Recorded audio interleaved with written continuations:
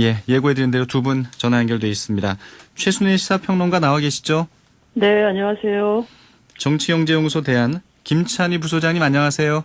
네, 안녕하세요. 네, 설 연휴 지난해에도 그랬습니다만 특히 올해는 이 코로나가 심각한 상황이어서 정말 이동을 최대한 줄이고요.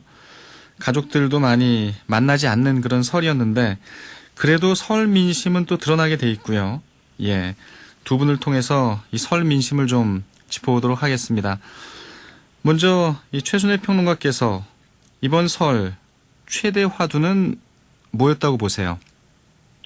저는 이제 크게 한 세 가지 정도로 말씀 좀 드리고 싶어요. 예. 일단 첫 번째는 여러 사람들이 모이면 일단 집값 얘기를 많이 하더라고요. 일단 집값이 너무 올랐다는 거고. 네. 전세값도 너무 올랐다는 거고. 부동산 문제. 네, 그래서 이 부동산 안정화 대책이 이 현 정부도 지금 말반인데 마지막 5년 차인데도 여전히가 아니라 이렇게 현 정부 들어서 이렇게 높이 솟았냐에 대한 문제의식과 심각성이 되게 크더라고요. 그래서 현재 집이 있는 부모님 세대는 그렇다 치고 우리 자식들은 어떡하냐는 걱정을 많이 하셨어요. 그래서 되게 지금 절망스러운 상황이 아닌가 싶습니다. 그리고 예.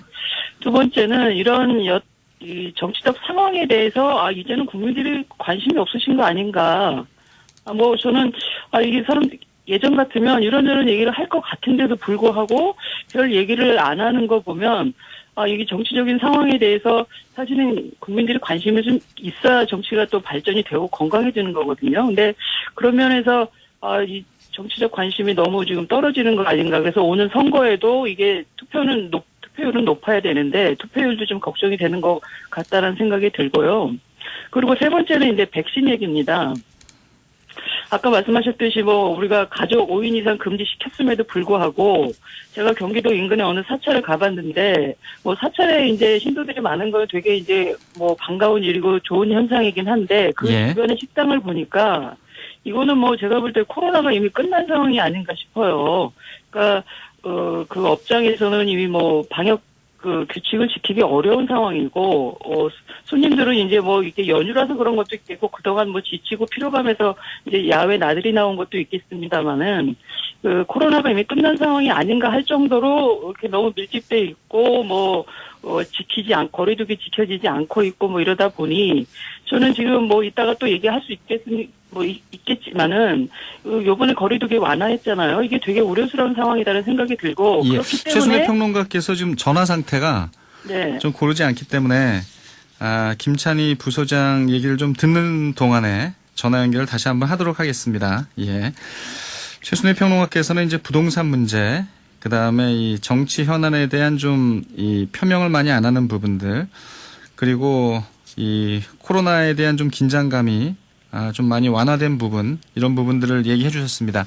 김찬희 부소장께서는 이 설 민심의 최대 화두는 뭐였다고 보세요? 아무래도 코로나 얘기가 제일 많이 나왔고요. 예. 코로나에 대해서는 좀 희망적인 말이 많이 나오더라고요. 아무래도 백신이 도입되면 마스크를 벗을 수 있지 않겠느냐. 희망적인 낙관을 좀 많이 얘기하셨고요. 네. 논쟁적인 화두라고 하면 아무래도 재난지원금 얘기가 아무래도 많이 되고요. 그렇죠. 뭐니 해도 돈 문제죠. 네. 예. 네, 아무래도 또 정치적 논쟁도 많기 때문에 보편지급이 맞냐, 선별지급이 맞냐 이런 논쟁이 조금 오가고 그랬습니다. 네. 이 4차 재난지원금 얘기로 좀 올라가 보면 일단은 이 보편적인 지원은 좀 이제 물 건너간 거고요. 이후에 네. 논의하기로 했으니까 일단 네. 선별적인 지원을 좀 더 두텁게 이렇게 하겠다 이렇게 얘기를 의견을 좀 모은 것 같아요. 네. 일부에서 김종민 민주당 최고위원 얘기를 들어보면 야당 의견도 좀 받아들여서 올해 예산도 좀 다시 편성을 하고 또 추경까지 편성해서 좀 더 많이 좀 넓게 좀 주겠다 이렇게 얘기를 했는데 이 4차 재난지원금의 이 지급 범위 이 부분 좀 어떻게 보세요? 원래 이제 원래 맞춤형하고 이제 보편형을 같이 추진하기로 했었죠. 그래서 예. 20조 가량 이렇게 이제 얘기가 오고 가다가 이제 며칠 전에 이제 선맞춤 후 보편.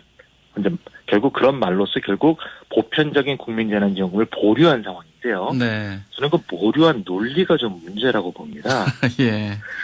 첫 번째는 이제 방역 상황은 누구나 우려하죠.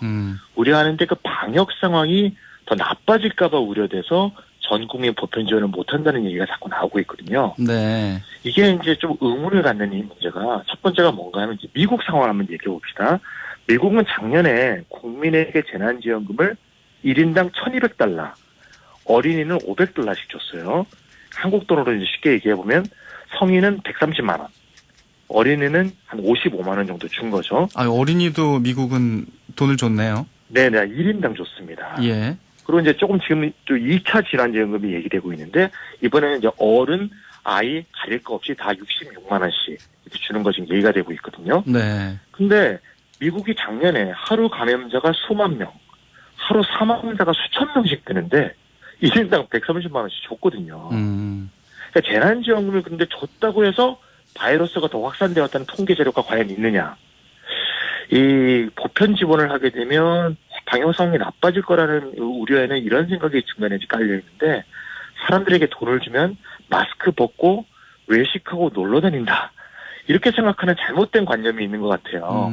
좀 더 이제 사회 활동이 좀 많아질 거다 이런 우려는 있죠. 예. 약간 늘어나긴 하겠지만 네. 예를 들면 원래 여유가 있던 사람이 방역 상황이 우려되는 상황에서 마스크 벗고 돌아다닐 가능성이 없고요.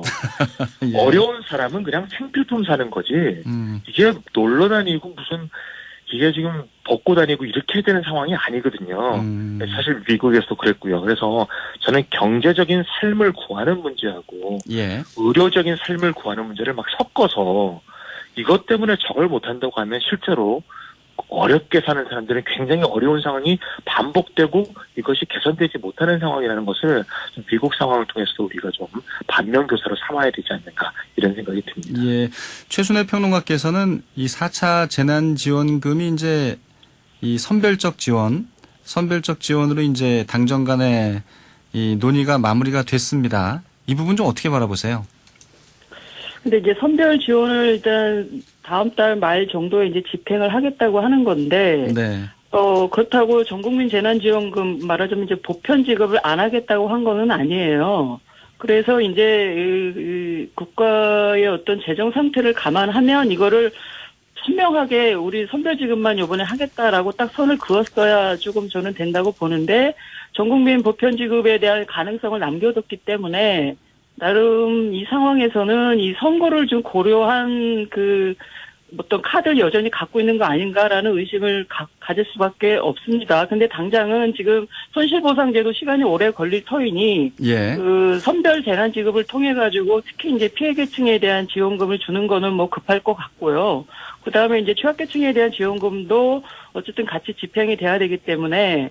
그거는 이제 가닥을 잘 잡은 것 같은데 향후에 전국민 지급에 대한 가능성을 열어놔서 그 부분은 또 이제 또 쟁점이 될 것 같다는 생각이 좀 듭니다. 그리고 아까 제가 이제 말씀하다가 말았는데 결국은 이런 지원을 하긴 하되 이것도 어떤 정책적 행위이긴 하지만 중요한 거는 좀 저는 백신이라고 봐요. 아까 말씀드렸다시피 지금 국민들은 모여서도 우려를 하고 있는 상황인데 그러면서도 하는 얘기가 우리가 1년을 이렇게 더 버텨야 되면 내년에는 정말 살기 힘든 거 아니냐. 그러니까 너무 지쳐가지고 저는 버틸 힘도 국민들이 없다고 보는데 그럼에도 불구하고 이제 숨을 쉬어야 되니까 나가는데 그래서 저는 올 10월 정도에 이제 백신 접종을 마무리하고 연말에 그 집단 면역이 가능할 거라고 보는데 또 그렇지 않은 데이터도 있거든요. 미국하고 유럽이나 올해 연말에 집단 면역이 가능하지 우리나라는 내년 중반에나 가능하다는 얘기가 있거든요. 우리나라, 일본, 호주, 캐나다 이런 나라들인데 저는 이제 그러면서 또 한편에 이런 얘기도 있어요. 사실 백신 접종을 일찍 할 수도 있었음에도 불구하고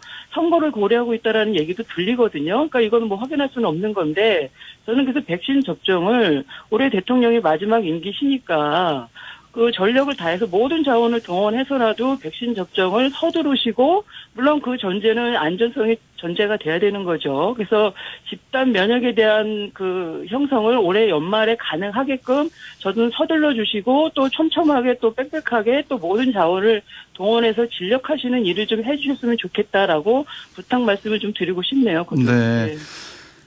일단 코로나 백신을 이 정치적으로 시기를 조절한다는 얘기는 제가 보기엔 근거가 없는 것 같고요. 일단은 코로나로 인한 이 4차 재난지원금의 이 지급 시기 부분이 아무래도 지급 범위보다 이 4월 서울시장, 부산시장 보궐선거를 앞두고 있기 때문에 더 좀 이 쟁점화되지 않을까 싶은데 이 부분은 김찬희 부소장님 어떻게 보세요?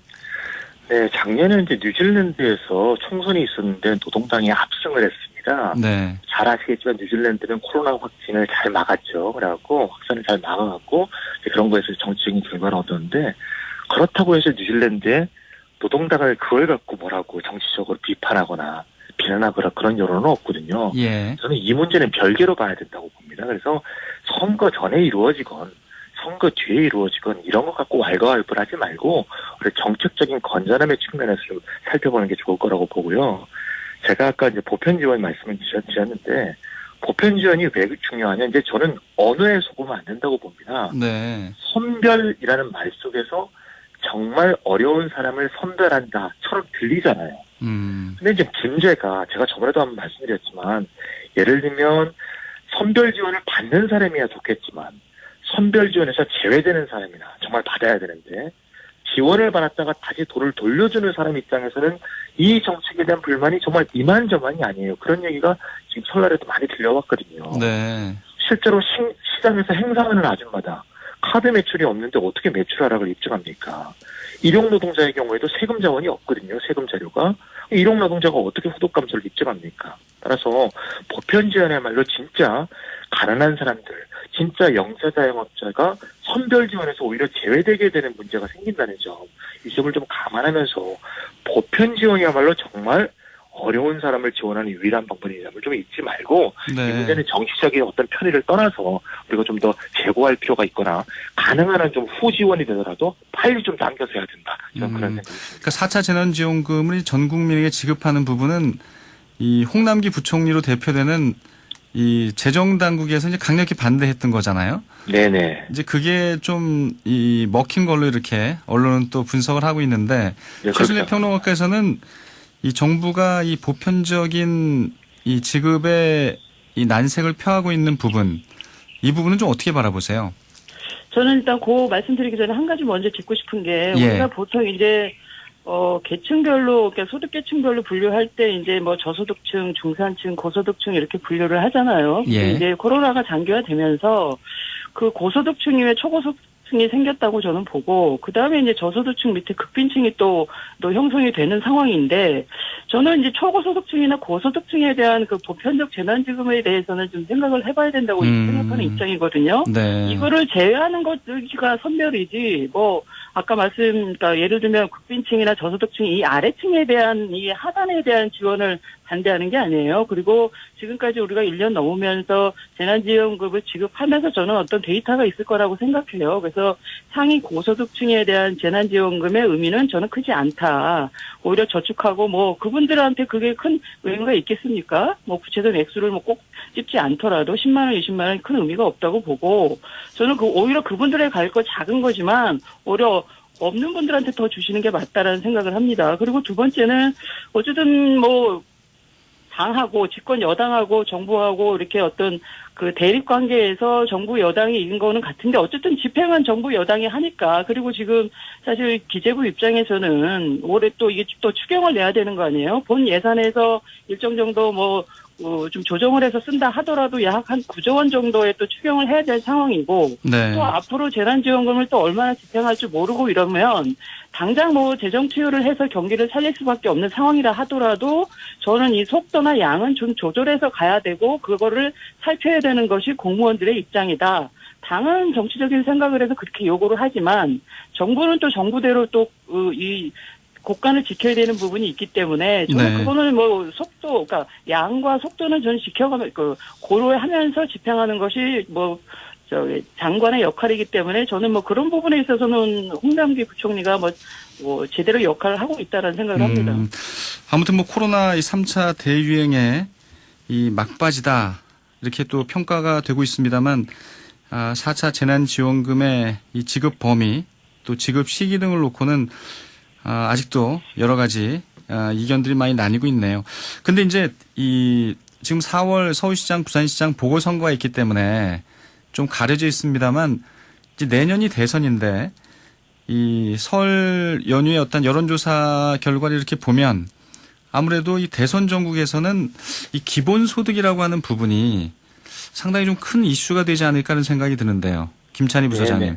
네, 그 선별이라고 할 때 좀 최순희 평론가님 말씀하셨지, 예를 들면 정말 부자들은 이게 바를 필요가 없다 하면, 예를 들면 뭐 상위 10%는 제외하고 하위 90%를 전부 지급한다. 이거 상당히 이제 보편성에 접근했다고 볼 수 있거든요. 예. 지금 이제 선별 지급은 전혀 그런 게 아니고, 실제로 코로나에서 가장 많이 피해를 받는 걸 입증을 해서 그 피해 액수에 따라서 보상하는 형태이기 때문에 그 선별에 큰 문제가 있다고 보는 거고요.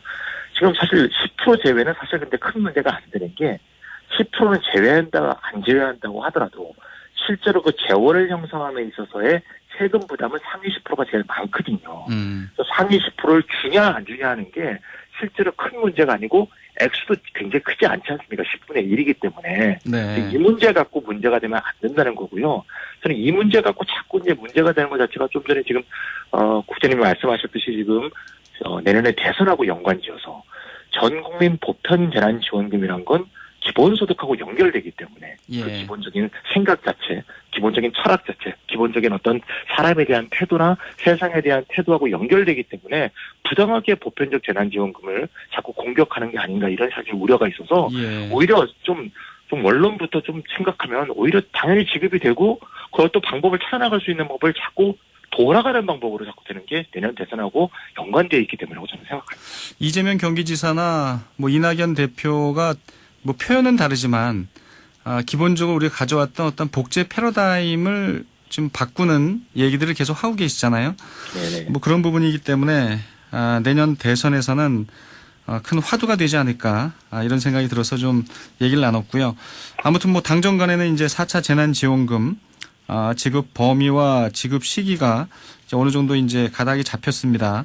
또 하나의 이 관심은 이제 다음 주부터 본격화되는 백신 접종인데 오늘 이 정은경 질병관리청장이 구체적인 이 액션 플랜을 밝힌다고 하는데요. 이 백신 문제는 역시 안전성 문제가 여전히 좀 이 미해결의 상태로 남아 있습니다. 이 부분 좀 어떻게 봐야 될까요? 최순애 평론가님. 여기서 이제 주목할 거는 특히 그거예요. 이제 화이자하고 이제 그 아스트라제네카인데 특히 이제 아스트라제네카 같은 경우는 그 FDA 최종 승인이 난 것도 아니고 특히 이제 임상 대상이 한 3만 명 정도 되는데 거기에서 이제 고령층이 되게 적었다는 거 아니에요? 한 뭐 750명 정도 되는 걸로 알고 있는데 대략. 네. 그렇기 때문에 이제 그 65세 이상의 접종에서 생길 수 있는 어떤 부작용 뭐 이런 것들이 지금 염려되는 거거든요. 그래서 아직 정부에서는 그거를 뭐 맞춰라 아니라 딱 단정은 못하고 이제 의료층에 좀 맡긴 걸로 알고 있는데 오늘 어떤 발표를 할지는 모르겠어요. 그래서 아스트라제네카 백신에 대한 그 고령층 접종 여부가 좀 핵심이 될 것 같고 아까 제가 말씀을 드렸지만 어쨌든 그 좀 더 빠르게 진행할 수 있는 어떤 특단의 대책도 강구해서 최대한 저는 뭐 개인적인 생각으로는 뭐 최대한 8월까지는 전 국민 한 뭐 3,000만 명 내지는 3,500만 명까지 맞추는 게 좋겠다 싶은데 그 부분에 대한 어떤 특히 장기적인 플랜뿐만 아니라 2월, 3월간의 계획을 발표한다고 보니까 그걸 좀 봐야 될 것 같고 특히 네. 이제 국민들의 입장에서 보면은 이제 화이자 같은 경우는 뭐 95% 어떤 효과성이 입증됐기 때문에 지금 상황에서는 백신 이외에는 뭐 특단의 대책이 없는 거 아니에요? 코로나를 종식시키기 위해서는. 그래서 안전성은 이제 우리가 믿을 수밖에 없고 그 방역 당국을 신뢰할 수밖에 없다라는 생각이 좀 들고요. 그리고 이제 전 국민들이 어쨌든 적극적으로 맞춰야 된다고 보고 국민들 70% 이상이 맞겠다고 하는 입장이고 그래서 우리가 여기서 이제 고령층에 대한 어떤 백신 접종에 대한 그 확보가 가장 지금 관건이 될 것 같다 이런 생각이 좀 듭니다. 네. 김찬희 부소장께서는 이 백신 접종 국면 좀 어떤 게 가장 중요하다고 보세요? 네, 지금 65세 이상한테 지금 문제가 있다는 얘기가 좀 많이 나오는데요. 네. 이 얘기가 처음 나온 게 독일입니다. 독일에서 처음에 이제 아스트라제네카 백신 예방 효과가 8%에 그친다고 이제 보도가 되는데 이게 이제 오보임이 드러났죠, 처음에. 사실 8%의 예방 효과가 아니라 전체 이제 실험자 중에서 8%가 65세 이상이었다. 이게 이제 처음에 오보였고. 네. 그 다음에 이제 두 번째로는 지금 이제 최순하 평론가님이 말씀하셨듯이 65세 이상이 8%면 너무 적은 거 아니냐. 요거에 대한 의혹이 좀 있었는데 최근에 이제 WHO 전문가 전략자문그룹에서 2월 10일입니다. 65세 이상 문제와 관련해서 WHO는 65세 이상의 사람들에게도 엑스트라제네카 백신을 사용할 것을 권고한다 이런 얘기가 나왔고요. 비난에 앞장섰던 유럽도 유럽연합집행위원회가 최근에 백신 판매를 공식 승인하고 4억 회분의 구매 계약을 한 상태입니다. 네. 저는 그래서 이게 주로 독일하고 프랑스에서 주로 많이 아스트라제네카에 대한 의혹을 이제 얘기하는데 이게 일종의 백신 민족주의의 결과라고 봅니다. 아시다시피 독일은 미국의 파이자사와 함께 파이자 백신을 개발한 당사자 아닙니까? 근데 아스트라제네카는 영국의 백신이고요.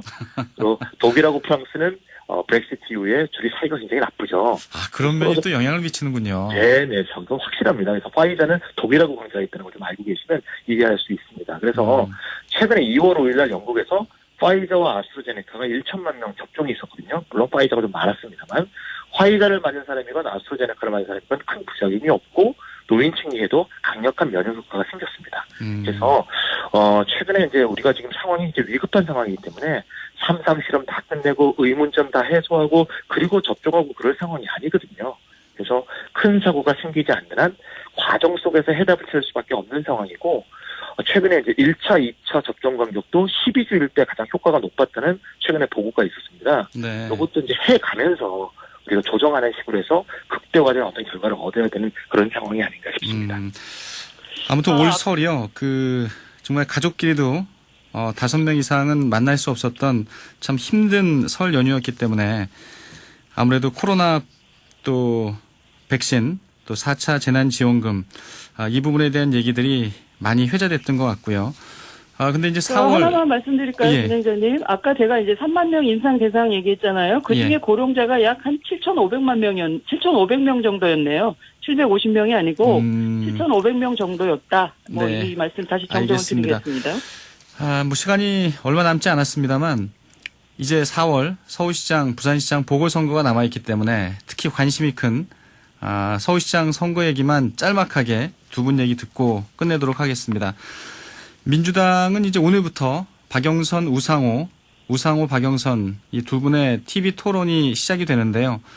어떻게 좀 재미가 좀 날지 이 얘기를 좀 김찬희 부서장께서 짧게 좀 얘기해 주시죠.